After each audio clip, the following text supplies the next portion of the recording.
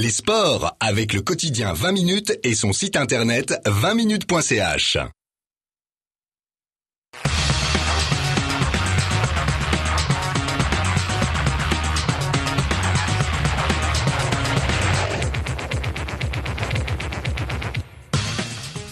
L'actualité sportive de la région en images. Bonsoir et bienvenue dans le journal des sports. Le Lausanne Marathon victime de son succès. Dimanche, ils seront plus de 12 000 à courir sur les différents parcours. Un joli succès pour une course qui fêtera sa 20e édition l'année prochaine. Le foot féminin existe et pas seulement à Yverdon. Une école uniquement réservée à la jeune féminine vient d'ouvrir à Lausanne. Nous y avons suivi un cours. Après la barre des 10 000 en 2009, des 11 000 en 2010, la barre des 12 000 coureurs sera franchie dimanche prochain lors du 19e Lausanne Marathon.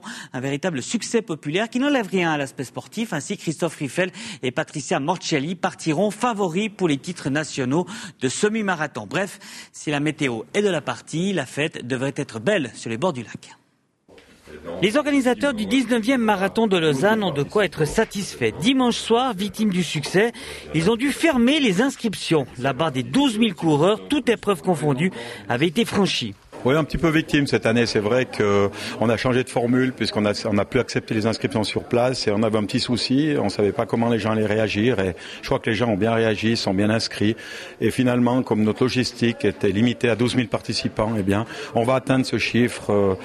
Je dirais une petite barrière supplémentaire puisqu'il y a 2 ans c'était 10 000, l'année dernière 11 000 et cette année 12 000, c'est magnifique. Alors on s'aperçoit que le marathon de Lucerne a aussi du succès, la course d'escalade à Genève aussi, le Grand Prix de Berne aussi. Il y a vraiment un engouement de la course à pied qui est quand même un sport qu'on peut faire facilement, sans trop d'infrastructures, on peut le faire quand on veut, on n'a pas besoin forcément d'être membre d'un club pour le faire et je pense qu'il y a quand même aujourd'hui plus de gens qui bougent pour leur santé, pour se faire du bien dans la tête et dans le corps qu'un temps. Et je pense qu'une fois qu'on commence un petit peu à bouger, on se place peut-être des objectifs. Et un des objectifs, ça peut être de faire le quart, le demi ou le marathon. Et le marathon de Lausanne qui devient au fil des années de plus en plus populaire. Pas de quoi cependant dépasser l'ultra-popularité des 20 km de Lausanne qui attire plus de 18 000 coureurs au printemps. Cela dit, les deux courses n'ont pas les mêmes objectifs. En somme, la différence, c'est surtout la provenance des participants. Je dirais que les 20 km de Lausanne, c'est vraiment une grande fête sportive, de la jeunesse. Toutes les animations sont mises en place pour faire venir des classes, pour faire venir des jeunes. Il y a bien sûr aussi des adultes, mais l'ambiance n'est pas la même. La provenance des participants. Alors que Lausanne Marathon, eh bien, on a près de 20% de coureurs étrangers et on va accueillir à peu près 1200 coureurs suisses alémaniques ici ce week-end. Différence de style donc entre les deux courses et le marathon qui se doit de rester une épreuve sportive particulière, même si quelquefois le public ne s'y retrouve pas forcément dans les noms des premières classes. On voit quand même qu'il y a une belle brochette de champions qui vont venir, mais surtout des milliers et des milliers de sportifs populaires. Mais quand on dit populaire et qu'on fait un marathon, même si on le fait en 4 heures, c'est déjà pas mal, hein. Chaque coureur a son prénom sur le dossard, parce que c'est aussi un élément sympathique, convivial. Comme ça, les gens pourront encourager Pierre, Jean et Joseph le long du parcours. Et attention à vous, spectateurs, venus encourager Pierre, Jean et Joseph le long du parcours.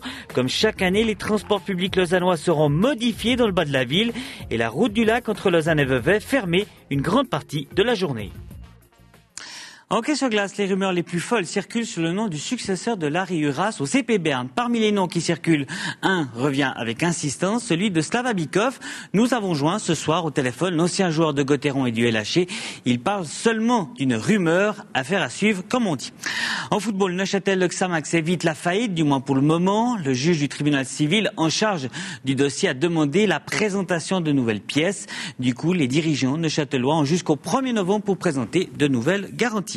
Et puis en basket, la mise aux enchères des maillots roses de Fribourg Olympique a débuté. Il s'agit des numéros 10 de Petkovic et du numéro 4 de Kazadi. La mise de départ est fixée à 100 francs.